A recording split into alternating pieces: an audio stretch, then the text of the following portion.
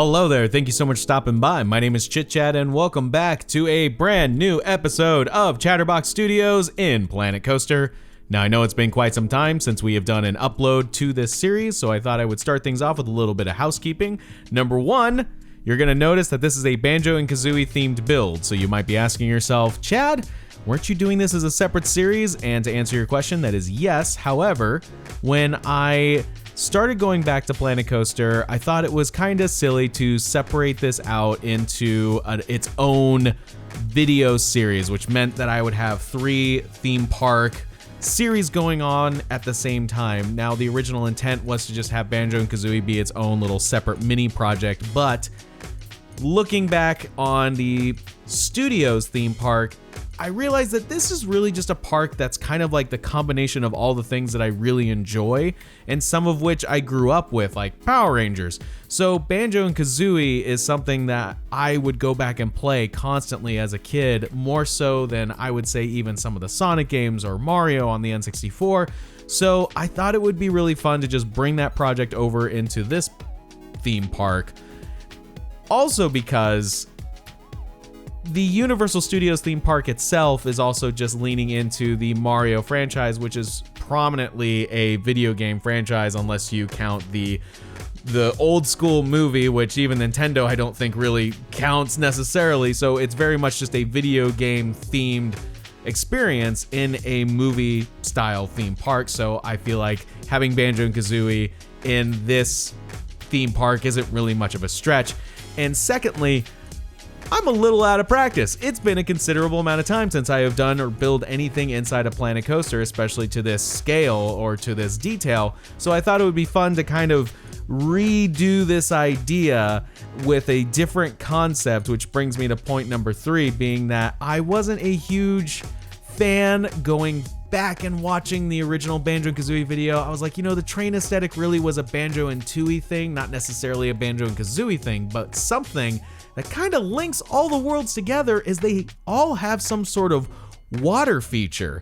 So I thought it would be interesting to create a log flume style attraction with the Banjo-Kazooie aesthetic, because when I looked back and started playing the game, which I recorded for this channel with my good friend and social media manager Dustin, I realized that water plays a huge part in almost all of the levels, probably minus Mad Monster Mansion, but for the most part, the levels feature some sort of prominent water style display or element.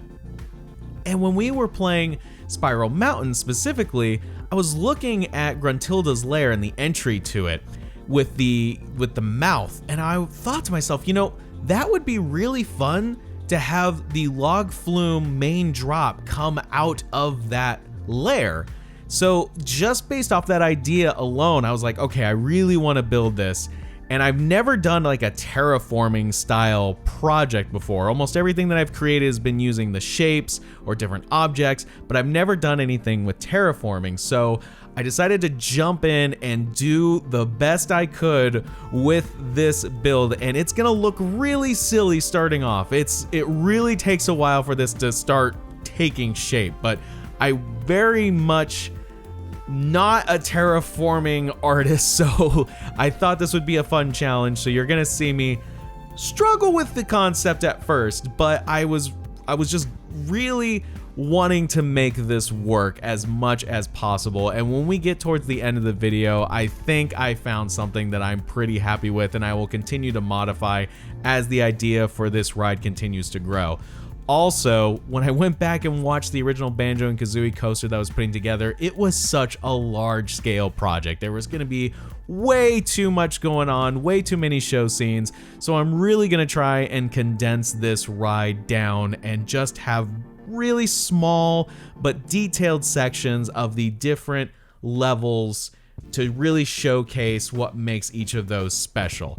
So for the most part, this is going to be the exterior design of the ride. We're going to focus very much on this Spiral Mountain, Gruntilda mouth and face segment. We're gonna try and do a little bit of theming here. Probably in the next episode, we'll build some characters to really flush this area out, just adding like, you know, like the onion, or what was it, like a cabbage and like carrots, like the characters that just have the big googly eyes, the very Banjo-Kazooie aesthetic, and then probably work on the queue at some point as well.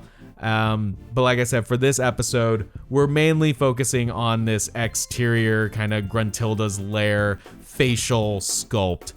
Now, quite a lot has happened, you know, since I last have recorded any of these Planet Coaster episodes. One of which, and I guess this is also sort of like a housekeeping / update, one of which is that I no longer have a Discord channel, mostly because I just can't manage it on my own, and it took too much of my time and too much of my energy, and I really want to focus on the YouTube side of things, at least for now. So if anybody has any comments or suggestions and topics they would like to hear me cover on these videos, feel free to leave it in the comment section down below. I'm always happy to answer questions and also to have topics to talk about, because one of the things that's always interesting when it comes to these long build videos is running out of topics. But seeing as it's been a considerable amount of time since I have made any of these videos, I have a few things that I want to talk about, mostly from the theme park industry in general. Just because, like I said, a lot's happened since recording this. Obviously, before the pandemic and everything, I was able to visit Universal Studios, rode the updated version of the Jurassic Park ride, which is now Jurassic World, and I gotta say, not particularly a fan. I've heard that they're going to be doing some modifications, particularly to the IREX at the last segment of the ride right before the drop, which if you don't want to hear spoilers for that attraction, maybe skip ahead a little bit. But because this is a water themed ride, I thought it would be kind of fun to talk about the Jurassic Park ride. And also because, spoiler alert, it was one of my favorite rides growing up. Even though it terrified the crap out of me as a child, I loved that ride so much, and it was so like the movie itself. It starts off very majestic and very hopeful and very serene and tranquil, and then it slowly corrupts that concept and shows like the dark underbelly of it. And I thought the ride with its theming did very well to showcase that transitional element. But the new version of it, Jurassic World, really, in my honest opinion, fails to give you that proper story transition from the kind of majestic and hopeful version of Jurassic Park, aka Jurassic World, and then transitions into like this is the bad side of things. Because the first thing you see, instead of, you know, the two Brachiosauruses like lifting their necks out of the waterscape, is now replaced with screens, which I'm not necessarily against screens. I think screens can be used to quite an effect if done properly. I mostly like them as an enhancer to things that are already in the real world. Like, I'm trying to think of a good example, but when you have characters that are in the forefront, you use screens to kind of just embellish the background or give it more dimensionality because it's in a small confined space, like a lot of dark rides are. I prefer that over just the main experience being a screen. I think it really detracts from the quality that we've come to know and love, particularly when it comes to Universal or Disney. It just comes off a little non-magical or uninspired. But the Mosasaurus scene is just a long screen tunnel, and the final part of it, the Mosasaurus, she like hits the side of the aquarium and cracks the glass and causes water to spritz out of it. And to me, that makes no sense and doesn't really like give you that sort of hopeful or transitional element. It's just like, oh, okay, bad things are already happening. And if like an aquarium that size were to have cracked, you better believe that the ride in the real world like idea that it tries to put you in would have shut down immediately. Like, that's a problem, we need to fix it right away, these guests are in danger. But nope, you just carry right on through until eventually, you know, the Indominus breaks out and all of that stuff. So when you get to the Indominus, it's a little unfortunate because that I heard that was really rushed, and the Indominus that's in there isn't even the one that we're going to get for the finale, and that one was sort of a placeholder, but is actually going to be used in a different part of the ride, which kind of sort of doesn't make sense to me because, again, narratively, I don't see where else it would fit because it's supposed to have escaped from the Indominus pen, so it wouldn't make sense that it would like jump scare you either before or slightly after that. Like, it makes sense because it breaks through its cage, then it goes to the T-Rex kingdom, so it would be weird if it showed up anywhere else. But I digress. The one that's in there, the one that I saw, it's not complete. Like, if you look at it, its arms are missing. You can see the raw metal that where the arms are supposed to go are not present. So I'm like, oh man, this is super rough. And it doesn't narratively make sense. Like, it's just hanging out, and then the T-Rex shows up, and it just nothing really connects. So I was a little bummed out. I'm not gonna lie, I was a little bummed out.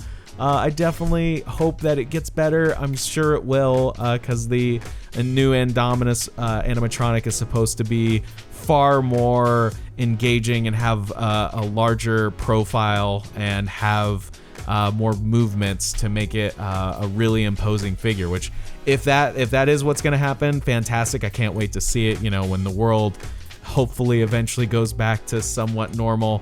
But for the time being, all I can say is my experience wasn't the greatest, but I am grateful that I got to ride it because literally after we got off it and went and grabbed lunch, the ride closed for the rest of the day. Like, we saw the waterfall stop working, then we saw the water start to drain from the track, and we're like, oh, whoa, okay. It's a good thing we did that first thing in the morning because it is no longer in operation.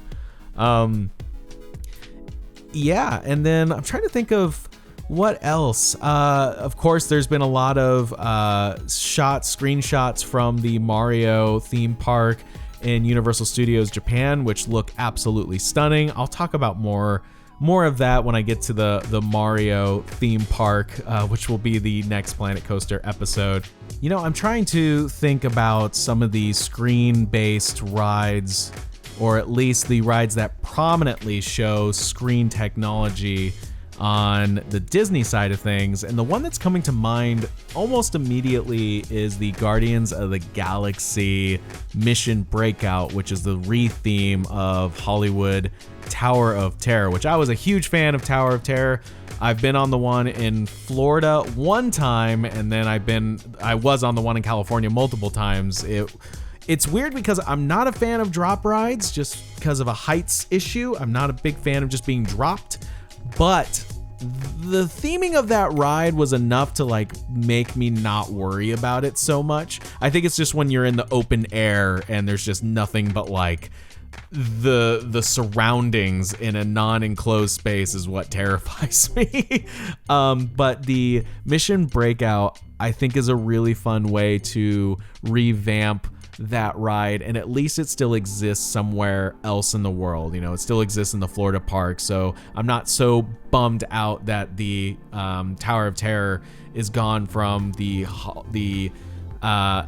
Disney land section, the California Adventure, area, because even though it's mostly rides, the way that they handle the perspective while the ride vehicle's jumping up and down, I think is really fun.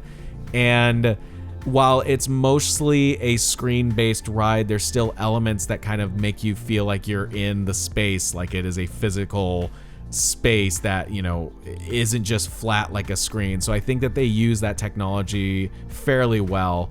And I've noticed like a lot of the older dark rides had some sort of update in regards to projection mapping, whether it was projecting mapping onto the backgrounds to give them more animation to make them feel more alive, or even adding some effects like they did with the Disneyland Railroad. When you get into the dinosaur section / the Grand Canyon, they would add like fire and lightning effects that were animated. And so I like the idea of using screen-based technology, but in a way to enhance what's already there, not to replace. Now with Planet Coaster, that's a little bit more of a difficult ask, because if you are to go beyond doing just screen-based things, which is still a bit of a task, because that means that, either you're going to find something online or you're going to have to animate it from scratch, which is kind of what I've planned on doing with some of the attractions that I've been working on, like this one, for example. I want to create static characters and then enhance the locations with these screens, which I'm using right now, but this will be used as a water replacement because I can't get the water to fill quite as high as I want it to. Thinking that I had already uploaded the video that I was going to use, however, it wasn't in my documents folder, so this was something that I was just like, I don't want to fuss around with trying to get the video into my documents folder while I'm recording. I'll just do it at a later time. So you'll see that I'm putting these video screens in place, and I will later go ahead and redo them or add the water texture to them, excuse me. So when the screen itself becomes the main feature, I think that's when it gets a little more difficult to buy into the believability. But like I said with Planet Coaster, that's a bigger ask because either you're gonna have to create a static figure, which the smaller they are, I find the more difficult they are to make, or you jump into some hardcore 3D modeling and you render the character out yourself, you rig the character, you animate the character, which if you're not a animator or a 3D modeler could be quite a considerable ask, but I have been seeing that people have done that, which is freaking phenomenal. It kind of inspires me to get back into 3D animation and 3D modeling because it has been years since I have touched 3ds Max or Maya, and it would be a lot of fun, but it would certainly mean that making these videos would take a tremendous amount more work. So I think for now, I'm gonna stick with the static figures and just enhance the overall set pieces with 2D animation, which is still going to take a considerable length of time. For example, I want to animate some of the ghosts in Luigi's Mansion. For this, I want to animate the background so you can see like jiggies and notes and mumbo tokens just kind of flying around. Also kind of like allude to what's going on in the background or create movement with like water effects, or even take a video of this section of the ride with the exterior and map it to one of the screens on the interior when you approach the beginning of the ride, which will be Spiral Mountain. And so you can see like almost like you're gonna be there at some point. So there's a lot of things that we can do with screens. I think that'll be really, really fun. Clanker's Cavern would be really fun to actually have Clanker like peering at you through some of like these rusted pipes, and he would be an animated character on a screen, which I think would be really fun, almost like a Ratatouille kind of scenario where you build up this world around you that makes it seem like you're so much smaller than you actually are and just really mess with the scale. I think that would be really fun. It would also be a way to kind of showcase larger than life figures that are in levels like the Snowman and Freezy Peaks. It would be very difficult to create something at that scale that would realistically be in the environment.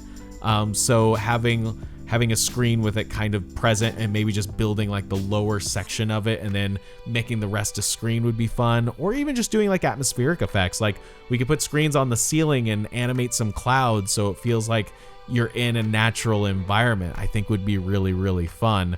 And even thinking back to some of my early parks like the Pokemon park, it would have been really fun. We didn't have screens back when I was making that park. It would have been really fun because Pikachu's adventure was really about following Pikachu, which is why it was in every scene.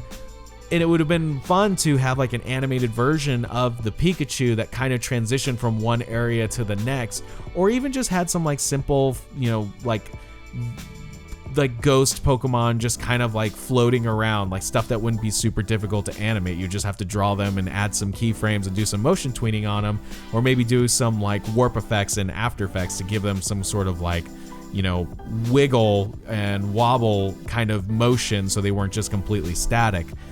There's just so much you could do with it, and it's just so much fun. As far as this video, we're getting pretty close to the end here. Just adding some fencing. This is going to be part of the queue area. Eventually we'll add the Spiral of Spirals mountain. I know that it's not going to be the prominent feature, even though Spiral Mountain, the spiral goes up to Gruntilda's, lair, and then the bridge is what brings you there. But I really didn't want anything to obstruct the Gruntilda face, just because it's such a kind of iconic like view. And when I think of Spiral Mountain, I don't necessarily think of the mountain that spirals up to get to Gruntilda's lair. I think of this foreboding Gruntilda's lair face, like looming over the background while you exit Banjo's, you know, friendly, happy house. And then there's this like witch face off in the distance, and you're like, oh, I gotta go there. So I didn't want anything to block that. And also because it would block the view from the boat as it's about to drop from the mouth. So I just want to keep it as open as possible, but incorporate that spiral somewhere in the queue in this exterior part. So that brings us to the end of today's video. Y'all, thank you so much for watching. I really appreciate it. Thank you for your patience. I hope you enjoyed today's video. Fret not, there is more Planet Coaster on the way. I'll be bringing a new episode at least once a week. So thank you all so much for watching. I really appreciate it. And as always, I will chat with you on the next video.